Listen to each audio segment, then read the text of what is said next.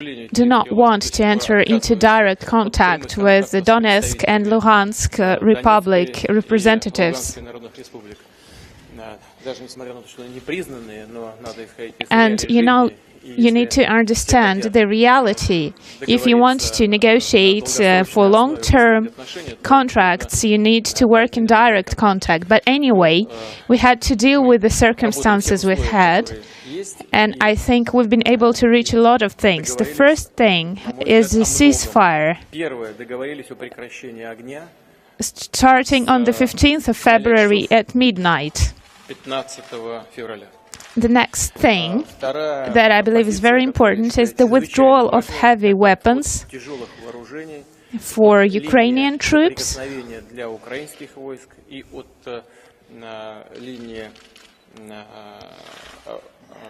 As of today, the line that they have as of today, the Ukrainian troops, and the withdrawal of Donbas militias from this line that was pinpointed in the agreement we signed last year.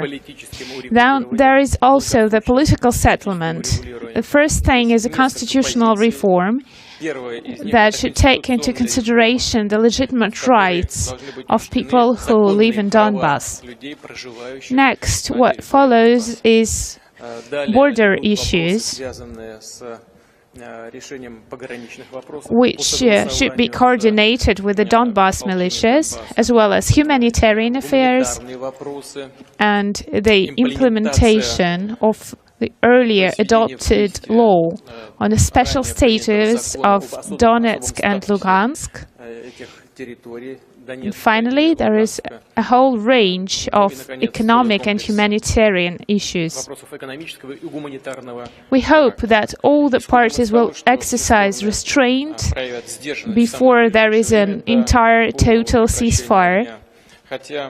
However, the original problem was that the representatives of the Donetsk and Luhansk People's Republics maintain that as a response to the aggressive action by the Kyiv authorities, they did not only hold back their attacks, but they even launched an offensive and they encircled a group of 6,000 to 8,000 troops. They believe, they hope that those troops will lay down their arms and stop resistance. But yet, we call on all the parties to exercise restraint, to prevent further bloodshed, and do the utmost in order to make sure that the withdrawal of troops and heavy weapons goes well as planned.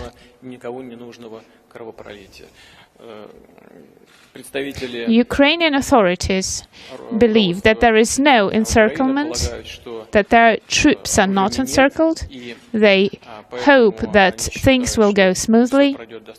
Initially, I had my own doubts about this, and I'm willing to share them with you. Even if those people are indeed encircled,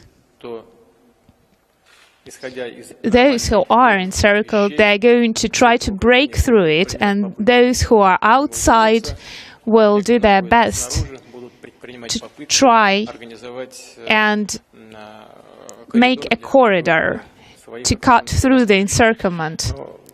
But I talked to Mr. Poroshenko, and we agreed that we are going to ask our military experts to find out what is really going on the ground. And we hope we can work out some kind of measures to verify the implementation on both sides. Once again, I'd like to ask the conflicting parties to stop the bloodshed at the earliest possible date and launch a long-term political process. Thank you.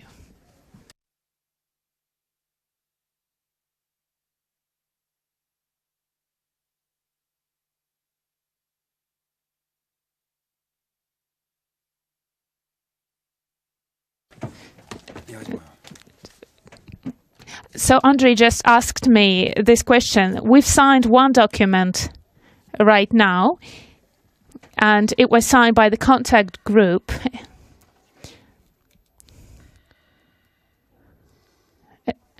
It's called a document on measures to implement the Minsk agreements. And the second one is a statement by the presidents of France, Ukraine, and me, and the Chancellor of Germany, Ms. Merkel, saying that we support this process.